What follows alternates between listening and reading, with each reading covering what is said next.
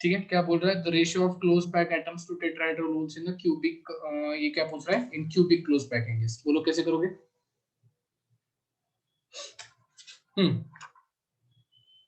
किसका किसका रेशियो निकालना है यहाँ पे?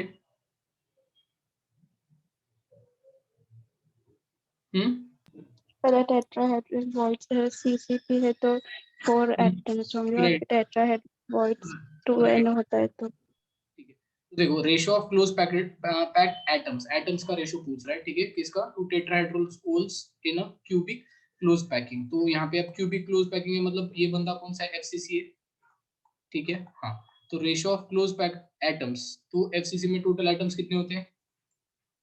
4 राइट। हाँ, to tetrahedral holes, to tetrahedral वहां पे कितने होते हैं? 8 राइट, तो यहाँ पे रेशियो क्या आ जाएगा, 1:2 रेशियो आ जाएगा सिंपली। Yes sir. तो ये जो है ये एटम्स है, किसमें, एफसीसी वाले एटम्स है, और ये नीचे जो है ये क्या हम बोल सकते हैं, टेट्राहेड्रल होल्स है। तो इनका सिंपली आपको रेशियो पूछा था, तो वो क्या आ जाएगा, 1:2। स्क्रीनशॉट ले लो, आगे बढ़ते हैं। ये आ गया होगा, ठीक है। तो जो इजी वाले वो जनरली आपको मैं बताऊंगा नहीं, आप आराम से कर लोगे, ठीक है। अब थियोरेटिकल क्वेश्चन है, ठीक है। तो क्या बोल रहा है, विच of the following will have weakest intermolecular forces. हमने देखा था ये जो आइस होता है, आइस में क्या होता है, बहुत सारा एम्प्टी स्पेस होता है इनके कंपैरिजन में। तो ये सोडियम फ्लोराइड जो है वो एफसीसी वाला होगा, नैफ्थलीन जो होगा हम बोल सकते हैं ये भी एक क्लोज पैकिंग अरेंजमेंट जो होगी वो सबसे कमजोर किसमें होगी, इन चारों में अगर आप देखोगे तो आइस में होगी, ठीक है। तो ये क्या पूछ रहा है, under which category iodine crystal, सिर्फ आपके पास I2 है, आप प्लेस्ड अमंग द फॉलोइंग। तो I2 जो होंगे, अब ये आयनिक है क्या I2? No sir. नहीं, ठीक है। मेटालिक है क्या, मेटल तो नहीं होता, राइट। तो यहाँ पे अब मॉलिक्यूलर क्रिस्टल एक बचा, कोवेलेंट क्रिस्टल एक बचा, तो यहाँ पे ये क्या होगा, एक I2 एक मॉलिक्यूलर क्रिस्टल हो जाएगा। तो यहाँ पे जो आंसर है ये एज ए थ्योरेटिकल क्वेश्चन आप लिख सकते हो। तो यहाँ पे बी ऊपर आइस आ जाएगा, नीचे मॉलिक्यूलर क्रिस्टल आ जाएगा, ठीक है। स्क्रीनशॉट ले लो, आगे बढ़ते हैं। ले लिया सर। ठीक है, crystalline sugar sir, crystalline solids are what, इसमें से क्रिस्टलाइन सॉलिड कौन सा है एबीसीडी में से? शुगर। Right, sugar. और बाकी के तीनों कैसे हैं? अमोर्फस। ठीक है। हाँ, इन ग्राफाइट क्या पूछ रहा है, carbon atoms are joint together by. तो ग्राफाइट हमने देखा था क्या होता है, अगर ग्राफाइट हो या फिर डायमंड हो, वहां पे जो बॉन्डिंग होती है वो कौन सी बॉन्डिंग होती है, वो सारी की सारी कोवेलेंट बॉन्डिंग होती है, सिर्फ वो नेटवर्क कोवेलेंट बॉन्डिंग होती है। इसलिए आंसर क्या आ जाएगा यहाँ पे, कोवेलेंट बॉन्डिंग आ जाएगा, ठीक है। Yes sir. ले लो स्क्रीनशॉट, आगे बढ़ते हैं। क्या बोल रहा है, which type of solid crystals will conduct heat and electricity. तो इसमें से कौन सा है, ए में, 8 में ऑप्शन बोलो। मेटल। राइट, मेटालिक होगा, ठीक है। बी 9 का ऑप्शन बोलो। टेट्रागोनल सिस्टम है, मतलब कहाँ पे, क्यूबिक के नीचे वाली, चाइना टू रशिया। अब क्यूबिक में क्या होता है, a is equal to b is equal to c, alpha is equal to beta is equal to gamma is equal to क्या होता है 90 डिग्री। अब उसके नीचे है तो यहाँ पे a is equal to b is equal to c आएगा, और alpha is equal to beta is not equal to gamma is not equal to 90 degree आ जाएगा। मतलब कौन सा आ जाएगा यहाँ पे, नहीं नहीं पहले, हाँ सॉरी, एक पहले जो तो होंगे नॉट उसमें क्या इक्वल होंगे, टू सी होगा ना। Right right right. फर्स्ट इसमें एंगल जो होंगे वो सारे सेम होंगे, alpha is equal to beta is equal to gamma is equal to 90 degree. सिर्फ यहाँ पे क्या सेम नहीं होगा, a is equal to b but b is not equal to c। तो आंसर कौन सा होगा इसमें, ऑप्शन डी। ऑप्शन डी आ जाएगा, right. Amorphous solids are what, super cooled, super cool liquids. Right. तो ये ऑप्शन जो है वो ले लो स्क्रीनशॉट, आगे बढ़ते हैं। क्या बोल रहा है, packing fraction of the element in the simple cubic arrangement. के सिंपल क्यूबिक अरेंजमेंट में पैकिंग फ्रैक्शन कितना होता है एससीसी में, π/6। मतलब 0.52 होता है। तो 0.52 आप कैसे कैलकुलेट करोगे, पाई की वैल्यू कितनी होती है, 3.14। राइट। 3.14 डिवाइडेड बाय 6 करो, तो ये आपका अगर ये इसको मैं अब ही नहीं मान लो तो 3/6 कितना आ जाएगा, ये 1/2 आ जाएगा। 1/2 मतलब 0.550 के आसपास आएगा। तो हम बोल सकते हैं यहाँ पे आंसर 5/6 आ जाएगा, ठीक है। तो इसके लिए आपको ये पता होना चाहिए पैकिंग फ्रैक्शन कितने हैं। तो पैकिंग इफिशिएंसी और पैकिंग फ्रैक्शन, इफिशिएंसी पूछा तो इसको 100 से मल्टीप्लाई करोगे 52% आ जाएगा, फ्रैक्शन पूछा तो 0.52 आ जाएगा, ठीक है। Yes sir. ठीक है, स्क्रीनशॉट ले लो, आगे बढ़ते हैं। बोलो क्या बोल रहा है, a stand for the edge length of cubic system, simple cubic, body centered cubic और face centered cubic, ratio of radii of the system. क्या आएगा आंसर, सॉल्व किया है, ऑप्शन सी। ऑप्शन सी, ठीक है। देखो सिंपल है, तो यहाँ पे एससीसी का क्या आता है, ए और आर का रेशो। एससीसी का क्या आता है, फॉर्मूला क्या है ए और आर का, ए इज इक्वल टू क्या होता है, 2r होता है। Yes sir. तो r इज इक्वल टू क्या आ जाएगा, a/2 आ जाएगा, ठीक है। वो a/2 में यहाँ पे लिख लेता हूँ, ठीक है। फिर अपना जो एफसीसी, इसके बाद कौन है, बॉडी सेंटर्ड बोला है। बीसीसी का फॉर्मूला क्या है, ए इज इक्वल 4r/√3। ठीक है, 4r/√3, मतलब a√3 is equal to 4r। मुझे r चाहिए तो r इज इक्वल टू क्या आ जाएगा, a√3/4 आ जाएगा। राइट, तो यहाँ पे मैं वो लिख लेता हूँ, ये क्या आ जाएगा, a√3/4 आ जाएगा। a इज इक्वल टू क्या होता है, 2√2r होता है।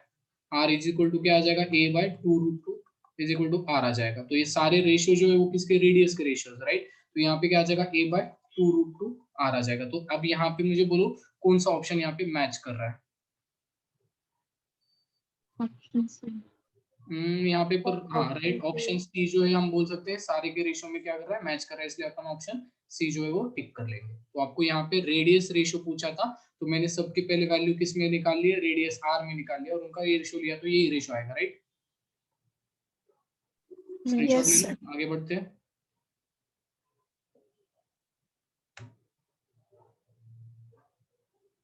ठीक है, इसका हिंट दे देता हूँ, सॉल्व आप कर सकते हो, ठीक है।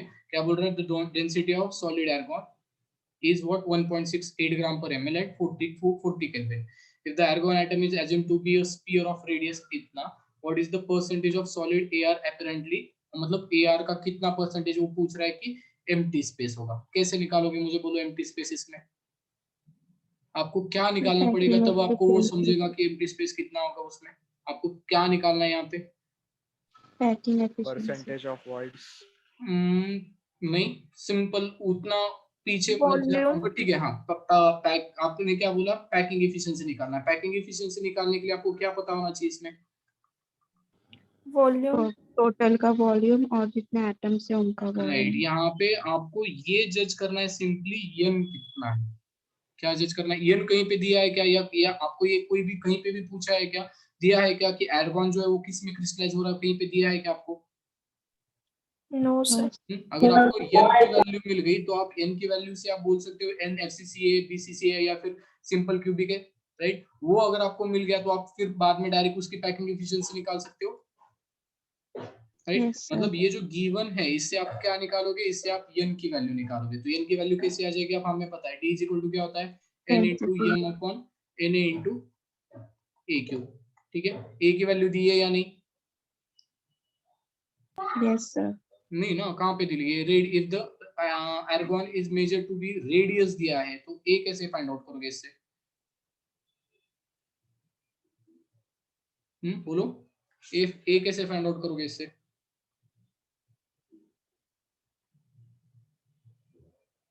बोलो बोलो।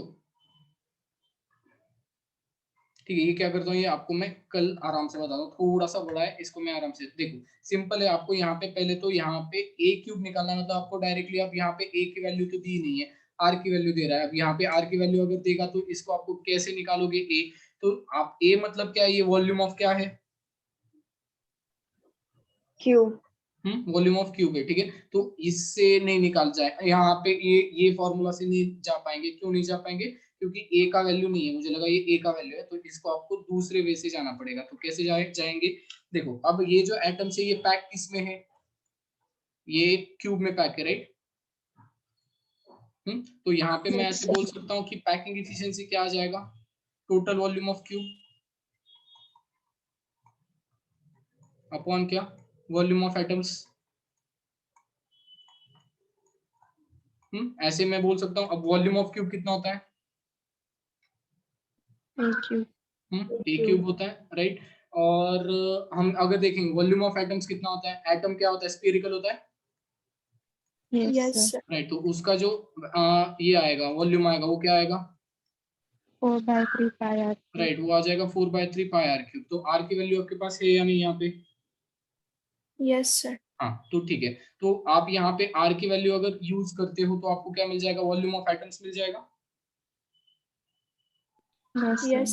ठीक है। तो देखो अब मुझे पहले यहाँ पे देखना पड़ेगा एक एटम, ये किसका वॉल्यूम है, ये एक एटम का वॉल्यूम है।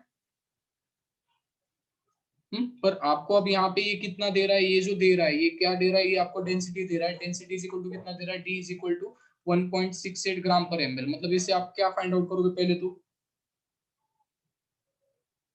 आपको मास फाइंड आउट करना पड़ेगा। डी इज इक्वल टू क्या होता है, मास अपॉन वॉल्यूम होता है, राइट। अब वॉल्यूम जो है वो एमएल में दे रहा है और ये अपने लिए अच्छा ही है, क्यों, क्योंकि एमएल को ही मैं सेंटीमीटर क्यूब में कन्वर्ट कर सकता हूँ बाद में। Yes, sir. एमएल और सेंटीमीटर क्यूब क्या है, इक्विवेलेंट है। तो मैं यहाँ पे सीधा सीधा जो मास निकालूंगा वो किस में आएगा, ग्राम में आ जाएगा। डी इंटू वी अगर मैंने कर लिया तो ये मास आ जाएगा, राइट। तो यहाँ पे अगर हम देख रहे पर एमएल है तो यहाँ पे ये जो होगा ये कितना होगा, ये 1 ml के लिए ही कंसीडर कर सकते हो। तो डेंसिटी का वैल्यू कितना है, 1.68 पर ml बोल रहा है, मतलब ये कितना होगा, ये 1 ml ही होगा। तो 1.68 इंटू एम अगर किया तो मास आपका कितना आ जाएगा, 1.68 ग्राम आ जाएगा। Yes, sir. तो ये अगर पर ml में दे रहा है, मतलब आप यहाँ पे क्या कंसिडर करोगे, आपने कितना लिया है, वो 1 ml का वॉल्यूम लिया है, ये आप बोल सकते हो। तो आपका जो ये है एर्गॉन का मास कितना आ गया, एर्गॉन का मास आ गया 1.68 ग्राम। अब इस मास से आप क्या करोगे, क्या यूज करोगे, इसका किसके लिए यूज करोगे, क्या कैलकुलेट करने के लिए, राइट। हाँ, Volume. Right, volume. मतलब आपको ये जो है पहले तो आपको ये पता होना चाहिए ना नंबर ऑफ एटम्स कितने हैं उसमें। 1.68 ग्राम में नंबर ऑफ एटम्स कैसे कैलकुलेट करोगे, कितने हैं।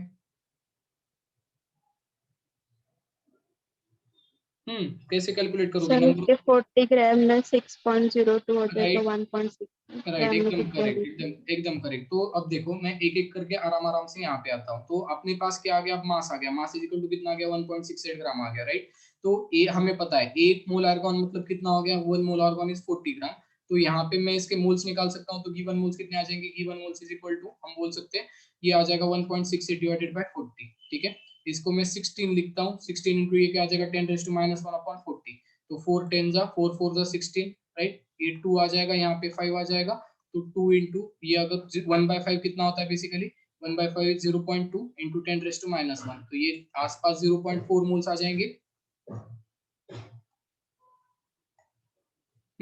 तो एक मोल में कितना होता है, एक मोल में 6 इंटू 10 रेज़ टू 23 एटम होते हैं। 0.4 मोल में कितने होंगे, 0.4 मोल में x होंगे। तो x इज इक्वल टू कितना आ जाएगा, 0.4 इंटू 6 इंटू 10 रेज़ टू 23। तो 6 4 का 24। तो x इज इक्वल टू क्या आएगा, 2.4 इंटू 10 रेज़ टू 23 एटम्स आएंगे। ये 1.868 ग्राम में। Yes sir. ठीक है, यहाँ तक लिख लो जल्दी।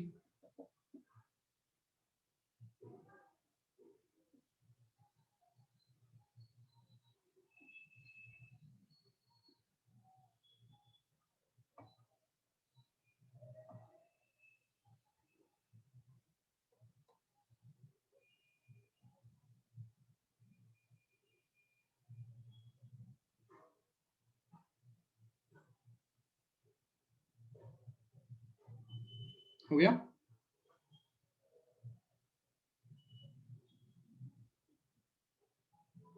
Yes sir. ठीक है। अब देखो ये हो गया यहाँ तक। अब आगे क्या करेंगे, इससे हम क्या निकाल सकते हैं, अब देखो तो वॉल्यूम ऑफ अपन क्या निकाल सकते हैं, वॉल्यूम ऑफ एर्गॉन एटम्स।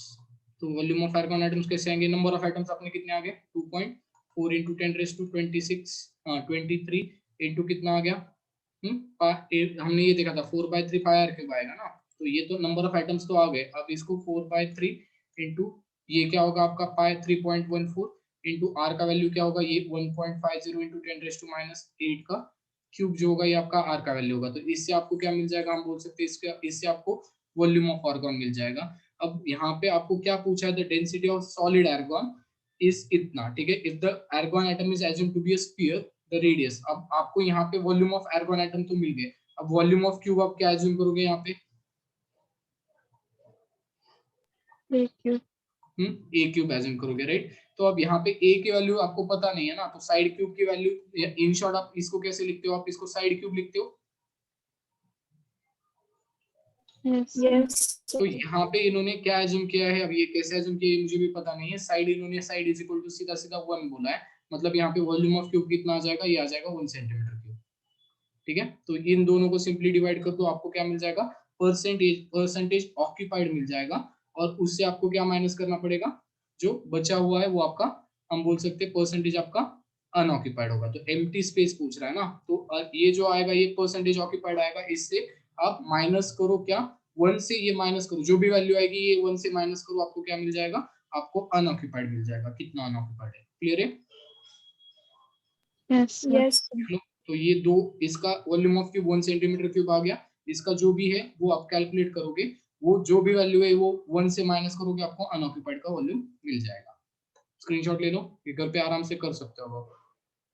थोड़ा सा टफ क्वेश्चन है, जनरली पूछा नहीं जाएगा नीट में, पर फिर भी ठीक है, लिख लो।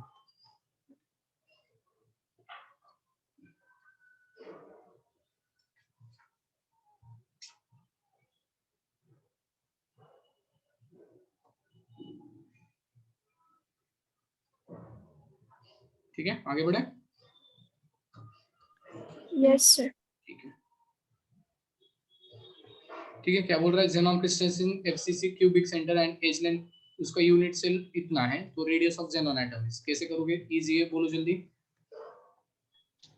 A is equal to 2 root 2 r, sir. A is equal to 2 root 2 r, आपको क्या चाहिए, r की वैल्यू चाहिए, A is equal to क्या आ जाएगा, a अपॉन 2 root 2 आ जाएगा। सिंपली अब यहाँ पे ये पिकोमीटर में रहने दो, तो आपको वैल्यू क्या मिल जाएगी, रेडियस की वैल्यू मिल जाएगी। क्लियर है ये?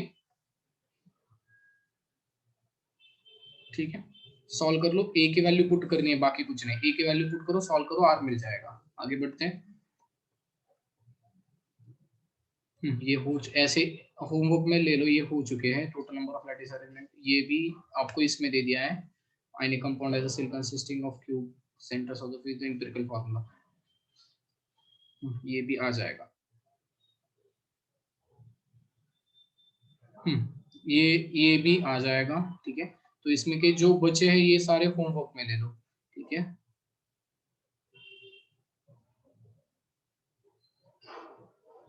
ये भी मैंने सॉल्व करके दिया है।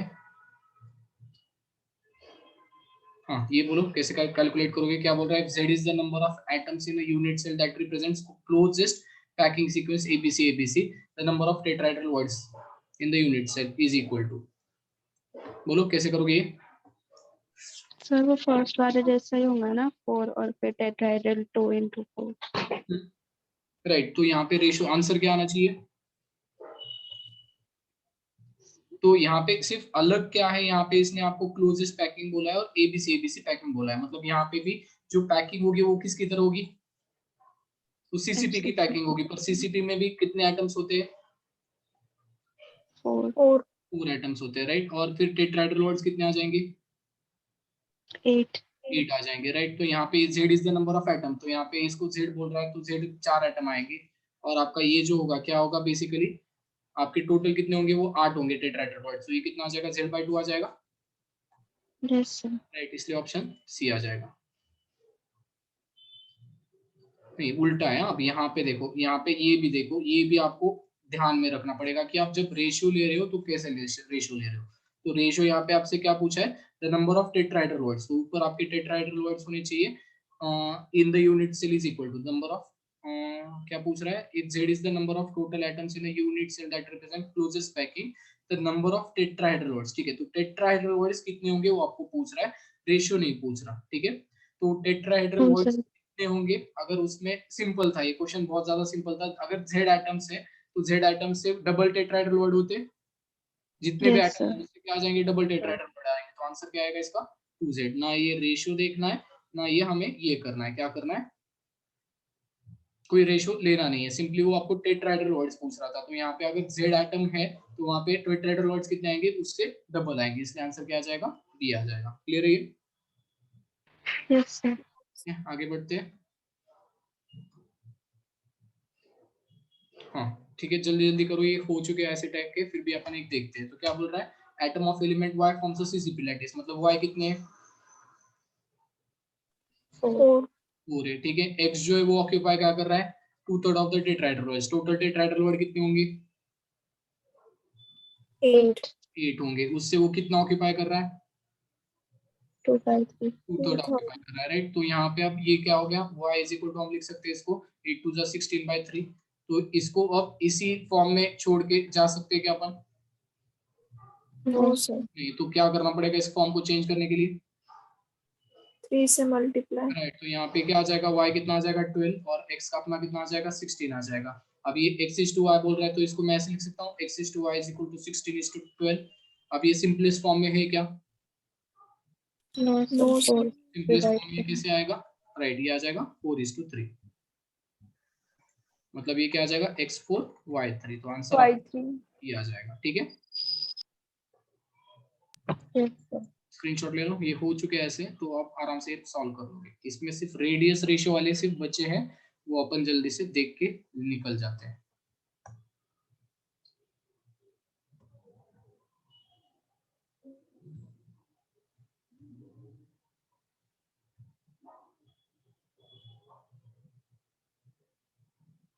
देखो थोड़ा सा अलग है। अब यहाँ पे देखो क्या बोल रहा है, lithium borohydrate crystallises in an orthorhombic system. तो अब ये सिस्टम क्यूबिक है क्या जो दी है वो?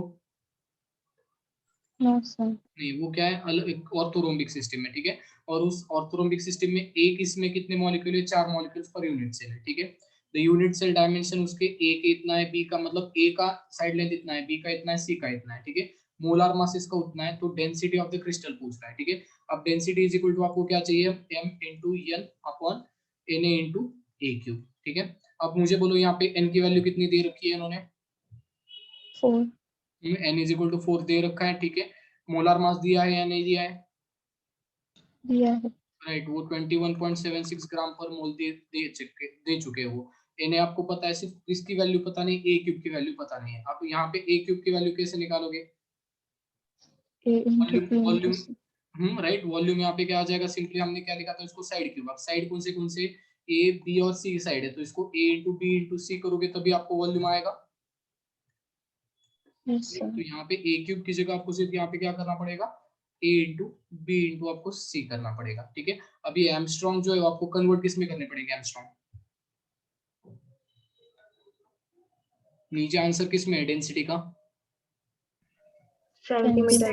राइट, तो एमस्ट्रॉन्ग को कन्वर्ट किस में करना पड़ेगा यहाँ पे? सेंटीमीटर। Right, centimetre. एक एमस्ट्रॉन्ग इज इक्वल टू कितना सेंटीमीटर होता है? -12। उल्टा कर लिया ना। देखो एक बार फिर से, ये कंफ्यूजन ना हो इसलिए आपको एक तो पता है क्या, 1 एमस्ट्रॉन्ग इज इक्वल टू कितना मीटर होता है? -10 मीटर, ये सबको पता है क्या, एक एमस्ट्रॉन्ग 10⁻⁻10 मीटर होता है। सिंपली ऐसे करो, एक मीटर इज इक्वल टू कितना सेंटीमीटर होता है? 100। राइट, 10⁻2 सेंटीमीटर होता है। अब आपके पास सेंटीमीटर 1 मीटर नहीं है, आपके पास इतने मीटर है, तो 10⁻10 मीटर इज इक्वल टू कितना आ जाएगा, x। तो x इज इक्वल टू क्या आ जाएगा, x is equal to 10⁻2 into 10⁻10, ये आ जाएगा सेंटीमीटर में, तो x इज इक्वल टू क्या आ जाएगा, 10⁻8 सेंटीमीटर। तो इसको -12 मत करना, ये क्या हो जाएगा, एक angstrom is equal to 10⁻8 centimetre हो जाएगा। ठीक है, क्लियर है? अगर पता भी नहीं है तो ये वाली चीजें जो है आप ये ऑन द स्पॉट आपको कन्वर्ट करनी आनी चाहिए, तो आप यहाँ पे गलती करने से बच जाओगे। ठीक है, तो सिर्फ बाद में फिर आपका क्या हो गया, आंसर जो है वॉल्यूम का आंसर निकालो, यहाँ पे पुट करके डेंसिटी निकाल पाओगे।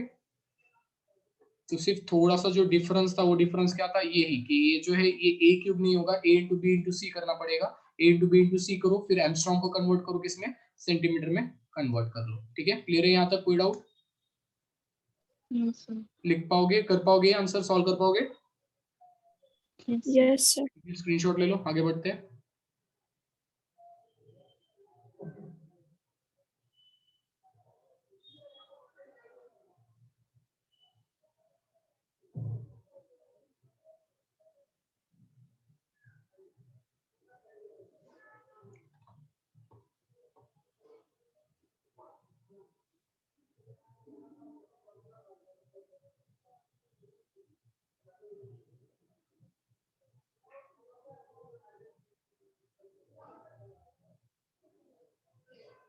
हो गया? Yes sir. ठीक है, यहाँ पे क्वेश्चन पढ़ो और मुझे बोलो करना क्या है।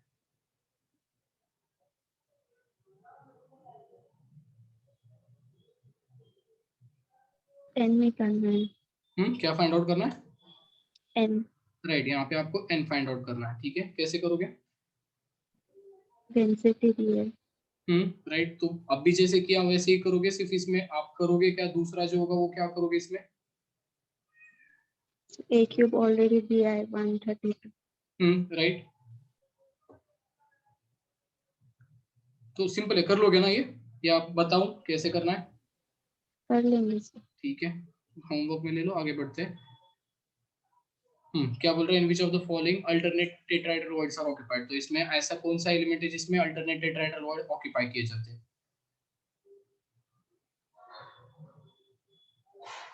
बोलो। Option B. Option B, right. ये हमने देखा है ZnS जो होता है, इसमें क्या होता है, Zn होता है, H2 माइनस होता है, ये FCC में जाता है, और ये जो है ये टेट्राहेड्रल वॉइड ऑक्यूपाई करता है। पर कैसे टेट्राहेड्रल वॉइड ऑक्यूपाई करता है ये? ये अल्टरनेट टेट्राहेड्रल वॉइड्स ऑक्यूपाई करता है, यहाँ हाफ हम बोल सकते हैं, हाफ टेट्राहेड्रल वॉइड्स ऑक्यूपाई करता है, इसलिए आंसर क्या आ जाएगा, आंसर हम बोल सकते हैं बी आ जाएगा। क्लियर है? Yes sir. देख लो।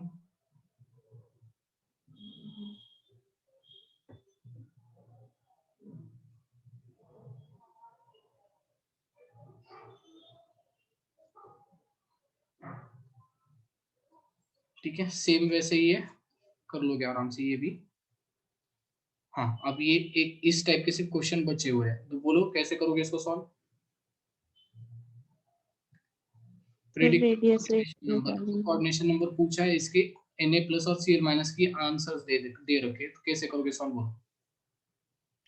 रेडियस Radius रेशियो निकाल कर. रेडियस रेशियो से, तो यहाँ पे आपको रेडियस रेशियो निकालना पड़ेगा। रेडियस रेशियो हमेशा क्या होता है, कैटायन अपॉन आयन होता है। तो 95 अपॉन 181 करोगे तो रेडियस रेशियो कितना आ जाएगा इसका।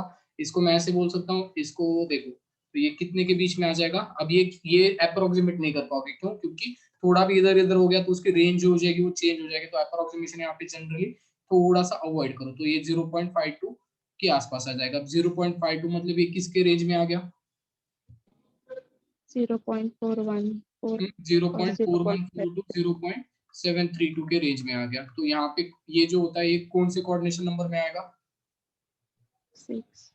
राइट। कोऑर्डिनेशन नंबर यहाँ पे कितना आ जाएगा, कोऑर्डिनेशन नंबर यहाँ पे 6 आ जाएगा। क्लियर है ये? Yes sir. तो टेट्राहेड्रल होता है, NaCl जैसे इसका स्ट्रक्चर आ जाएगा। तो आंसर यहाँ पे बी आ जाएगा। तो सिर्फ ऐसे टाइप के क्वेश्चंस अपने बचे, जनरली बाकी सारे क्वेश्चंस हमने ट्राई कर लिए हैं। ठीक है, लिख लो।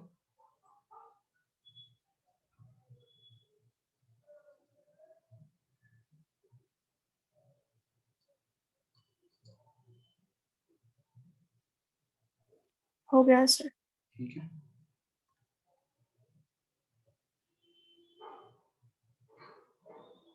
ठीक है। देखो क्या बोल रहा है, an element is having FCC structure, calculate the number of unit cells in 8 gram of X। कैसे करोगे कैलकुलेट, बोलो। इजी है, थोड़ा सा दिमाग लगाना पड़ेगा, बोलो कैसे कैलकुलेट करोगे।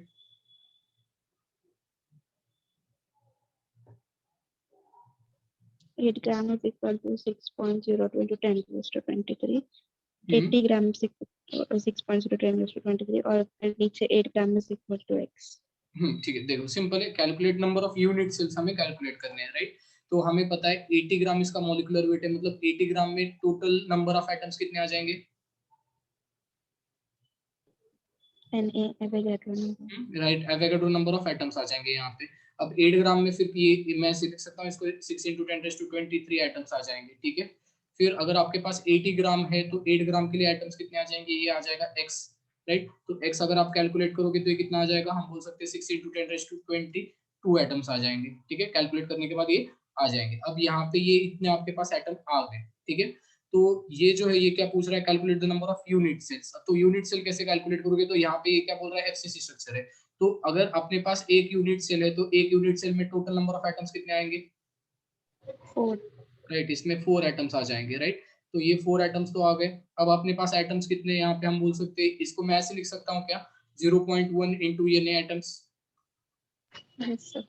राइट। तो यहाँ पे अपने पास इतने एटम्स है, तो अपने पास यूनिट्स, अपने पास इतने एटम्स है, तो 0.1 इंटू ये नए एटम्स है, तो यूनिट सेल कितने होंगे, x। तो x को कैसे कैलकुलेट करोगे, 4x इज इक्वल टू क्या आ जाएगा, 0.1 इंटू Na।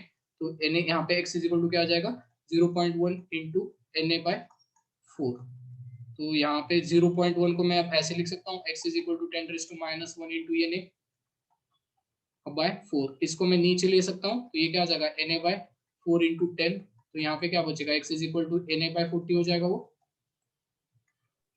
Yes. ठीक है। आंसर क्या आ जाएगा, ऑप्शन ठीक है लिख लो।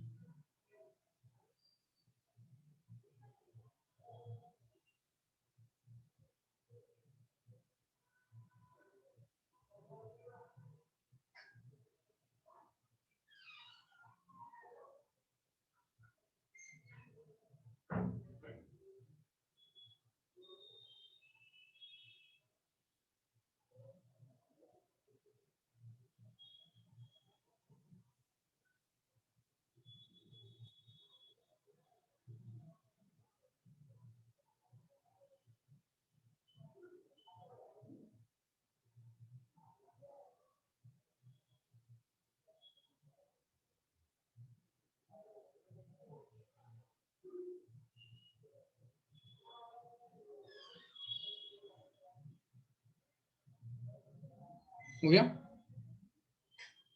Yes sir. ठीक है आगे बढ़ते हैं फिर।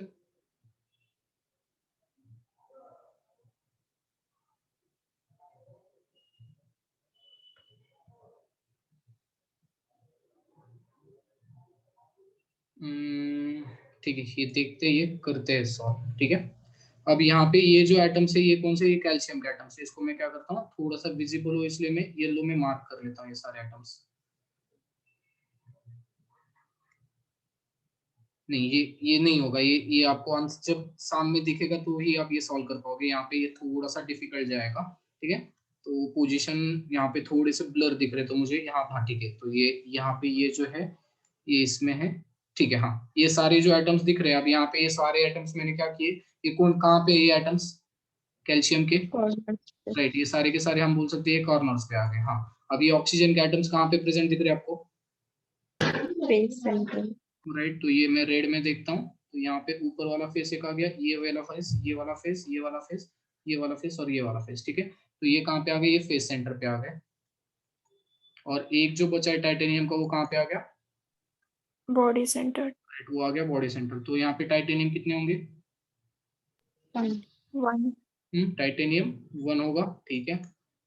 ऑक्सीजन कितने होंगे, 3 ऑक्सीजन 3 होंगे, राइट। और कैल्शियम 1 1। तो यहाँ पे CaTiO3 बनेगा इसका फॉर्मूला, यस सर। ठीक है। आंसर क्या आ जाएगा फिर, ऑप्शन डी। डी, ठीक है। स्क्रीनशॉट ले लो, आगे बढ़ते हैं।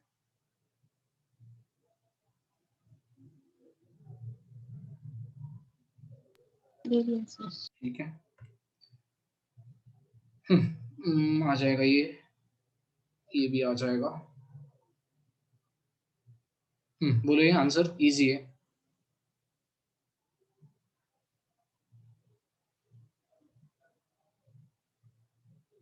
CH/Cl का रेडियस रेशियो कितने के बीच में आता है,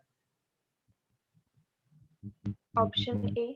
राइट। ऑप्शन ए, हमने ये देखा है ना, CH/Cl जो होता है वो BCC होता है, और BCC जो होता है उसका जो आएगा वो 0.732 कहाँ तक आएगा, 0.100 से पास में आ जाएगा। तो यहाँ पे ऑप्शन ए आ जाएगा।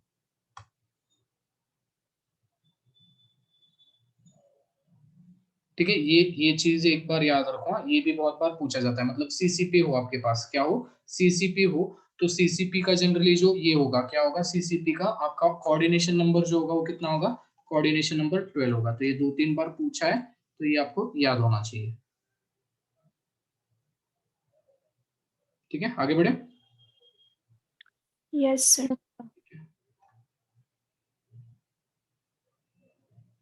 ये भी कर लोगे आप, जनरली अब हो चुके हैं, हाँ ठीक है। The CSBr atom has a BCC structure, it has an edge length of इतना, the shortest ionic distance between CS plus and Br minus। Formula बोलो, सिर्फ शॉर्टेस्ट आयन का कौन सा यूज करोगे,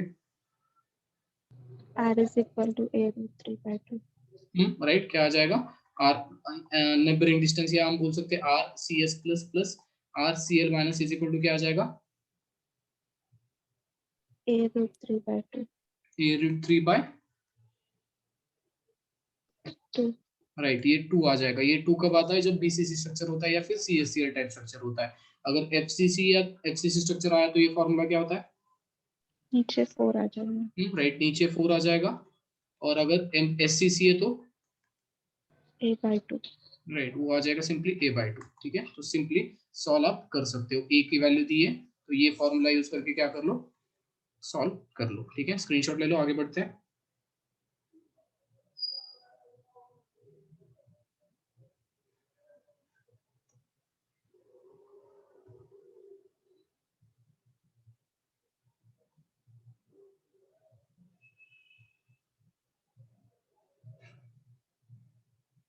ठीक है, क्या बोल रहा है? If A B is having NaCl structure, उसको NaCl स्ट्रक्चर है, ए एटम। अब हाँ, NaCl स्ट्रक्चर मुझे बोलो, NaCl स्ट्रक्चर में यहाँ पे क्या हो रहा था? Na plus plus Cl minus हो रहा था। ये Cl माइनस कहाँ पे प्रेजेंट थे? क्या बना रहे थे ये Cl माइनस? बोलो, Cl माइनस क्या बना रहे थे? कौन सा लैटिस बना रहे थे वो? FCC। HCC लैटिस बना रहे थे, राइट। और जो Na प्लस है वो क्या कर रहे थे? octahedral voids occupy कर रहे राइट, थे। वो ऑक्टाहेड्रल वर्ड्स क्या कर रहे थे? ऑक्यूपाई कर रहे थे। ठीक है, अगर मीटिंग एंड हो जाए तो फिर से एक बार लॉग इन कर देना। ठीक है, तो इस ए बी जो है वो सेम NaCl स्ट्रक्चर है। ए एटम क्या कर रहा है? ऑक्यूपाई कॉर्नर कर रहा है। ठीक है, मतलब ए जो है वो कहाँ पे ऑक्यूपाई कर रहे हैं? वो कॉर्नर्स ऑक्यूपाई कर रहे हैं। तो हाँ, ठीक है, तो हमने ये जो Cl माइनस, ये किसकी तरह है? ये ए की तरह है। ठीक है, तो ये क्या बोल रहा है? A occupy all the corners in the cubic cell. ठीक है, if all the face centered atoms along one axis are removed, तो यहाँ पे face centered atoms along one axis remove कर रहा है। तो यहाँ पे बोलो the resultant stoichiometry of the compound would be, तो Na कहाँ पे है? ये सारे के सारे Na मतलब कौन होंगे? ये B होंगे। तो ये सारे के सारे कहाँ पे? ये ऑक्टाहेड्रल पे। और A जो होंगे वो क्या बना रहे? ये FCC बना रहे। ये समझा यहाँ तक कैसे अपन कर रहे हैं इसको? Yes, sir. ठीक है, Yes. तो देखो ये क्या बोल रहा है? If all the face centred atoms along one of the axis are remove, मतलब क्या सारे के सारे रिमूव कर रहे हो या सिर्फ एक फेस सेंटर के एटम्स रिमूव कर रहे हो? 1। राइट, ठीक है, तो इसका मीनिंग बताओ मुझे। If all the face centred atoms along one of the axis are remove, मतलब क्या हो रहा है? तो एक बार मैं क्या कर लेता हूँ, यहाँ पे मैं पहले तो ये जो है ये ड्रॉ कर लेता हूँ। ठीक है, हाँ, ये क्या होंगे? हम बोल सकते हैं ये ए एटम्स होंगे।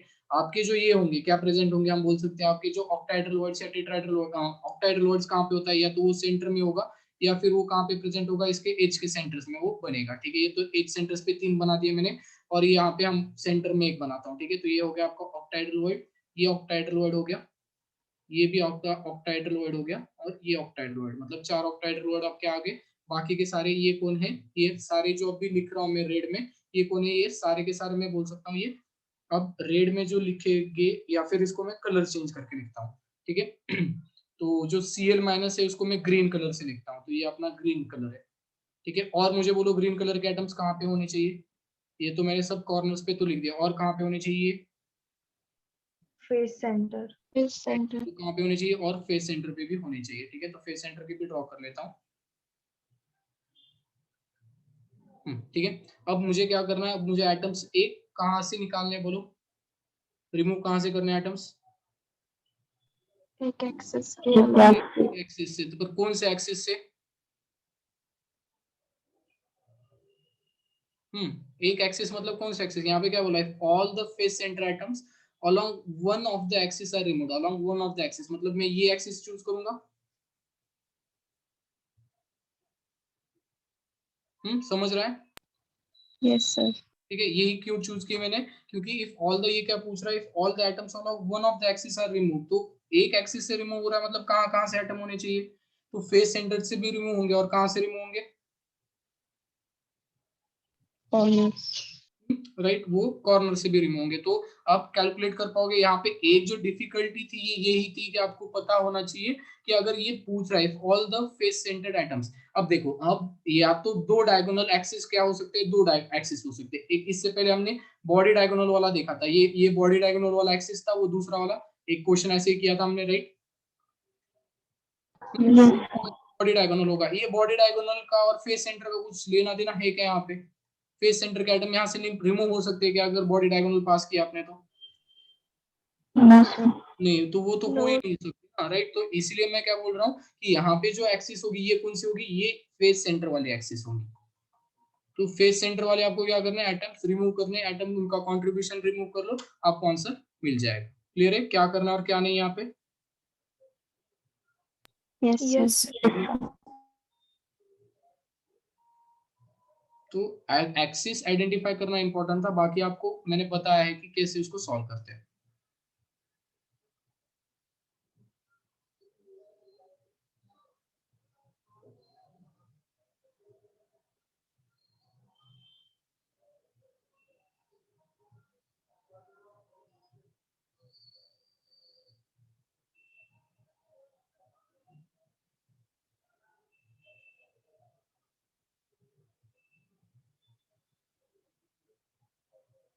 ठीक है आगे बढ़े। Yes, sir.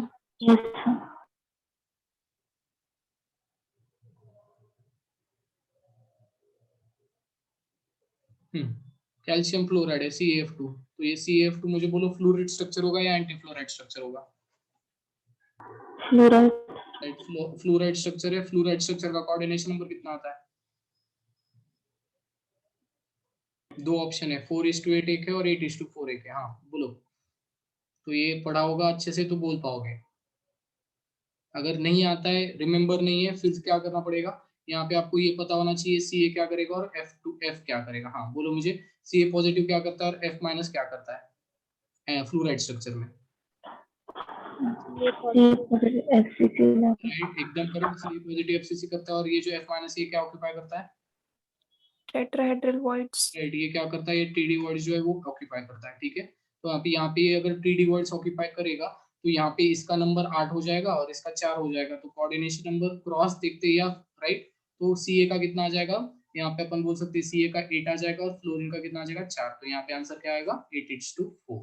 ठीक है, देख लो आगे बढ़ते हैं।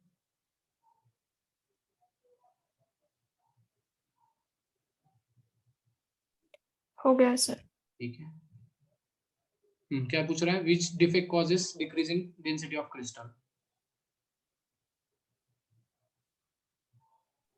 Scotty defect. राइट, स्कॉट की डिफेक्ट, क्योंकि यहाँ पे ये वैकेंसी डिफेक्ट होते हैं, तो यहाँ से क्या निकलते हैं, equal number of, Ions. Right, equal number of cations और आयंस रिमूव होते हैं, इसलिए अपन बोल सकते हैं स्कॉट की डिफेक्ट क्या करेगा, डिक्रीज करेगा। ये बाकी की डिक्रीज करते हैं क्या? No. बाकी की डिक्रीज नहीं करेंगे। ठीक है, बोलो आंसर जल्दी। अब ये इसके इस चालू हो गया, क्या बोल सकते हैं अपन, क्वेश्चन डिफेक्ट्स के चालू हो गए, तो आंसर्स इजीली आ जाएंगे। बोलो। Option A. Equal number of cations and anions are missing from the lattice, right. Screenshot ले लो, आगे बढ़ते हैं।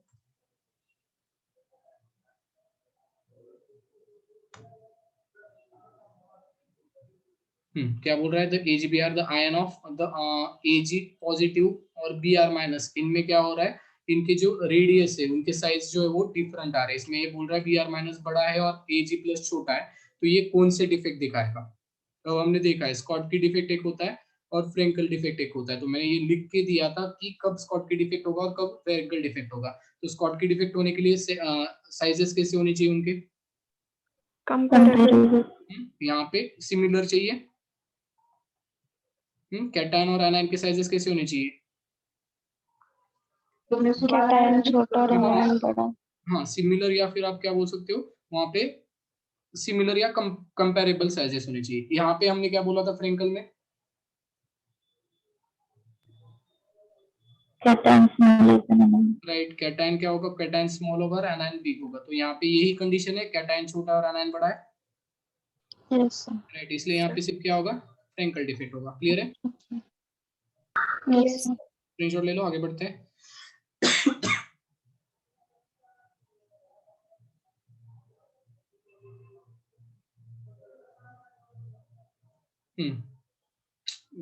टिक करके क्यों रखे पहले, हाँ, the flame colour of the metal ions are due to defect of, तो कलर क्यों आता है एटम को? F centres. Right, F centres. F centres कब बनते हैं, कौन सा डिफेक्ट आया तो? Metal deficiency. मेटल, वहां पे क्या होगा, होगा या एक्सेस होगा? Excess. राइट, मेटल वहां पे क्या होंगे, एक्सेस होंगे और एनायंस कम होंगे। वहां पे हम क्या बोलते हैं, एच सेंटर्स कब बनते हैं, जब एनायन वहां पे क्या हो, एनायंस गायब हो या फिर एनायंस मिसिंग हो, तभी वहां पे मेटल एक्सेस होगा।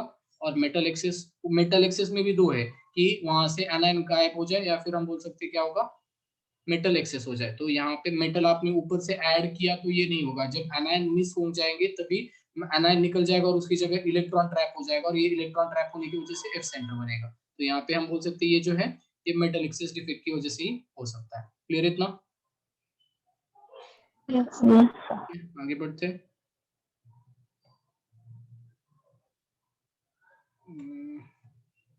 ठीक है, अब ये आपको इसमें लाइट हुआ है क्या आपका फिजिक्स में? ब्रैग्स इक्वेशन पता होगा, Bragg's equation, n lambda is equal to 2d sin theta, पता है ये? Yes, sir. हाँ, अब यहाँ पे ये जो d होता है, ये d क्या होता है? तो ये d होता है जो दो आपके डायफ्रैक्शन ये जो बन रहे हैं, क्या बनते हैं वो अलग अलग, वो क्या बोलता है, एक एक काला कलर का बनता है, एक व्हाइट कलर का बनता है, कुछ तो बनता है ना, क्या बोलते हैं उसको, इंटरफेरेंस, क्या बोलते हैं वो, इंटरफेरेंस पैटर्न्स बनते हैं ना। Yes, sir. हाँ, तो इंटरफेरेंस पैटर्न के बीच में का जो डिस्टेंस होता है, उस डिस्टेंस को क्या बोला जाता है, that distance is called as d. ठीक है, तो ये जो है ये सेम इसमें अपने इसमें भी है, किसमें, तो ये जो इंटरफेरेंस पैटर्न्स बनते हैं ये जनरली किसमें बनते हैं, ये सेम डिफेक्ट्स या हम बोल सकते हैं सेम जो चीज है वो एक आयनिक सॉलिड में भी बनेगी। अब ये जो डी होगा, ये डी को इज इक्वल टू कैसे लिखा जाता है, तो यहाँ पे डी इज इक्वल टू अपन लिखते हैं, d is equal to a upon root of h square plus l square plus h l और एच के और एल। ठीक है, यहाँ पे डी का फॉर्मूला लिख लो, d is equal to a under root of क्या होता है, h square plus k square plus l square. ठीक है, तो ये डी वाला जो होगा ये यहाँ पे आप लिख सकते हो एज अ, मतलब वहां से ही ये उठाया गया है, वहां पे ये जनरली पढ़ा होगा, नहीं पढ़ा होगा रहने दो, पर ब्रैग्स इक्वेशन में ये जो डी होगा उसको आप इस फॉर्म में भी लिख सकते हो। तो ए जो होगा वो आपका एज लेंथ होगा, एच के और एल जो होंगे वो एंगल्स होंगे, लिख लो।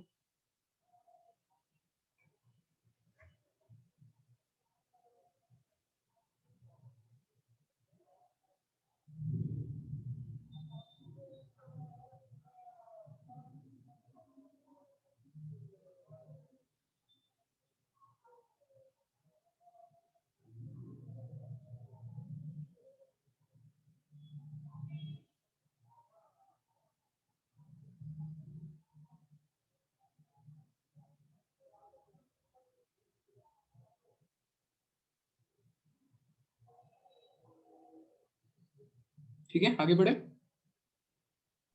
Yes, sir.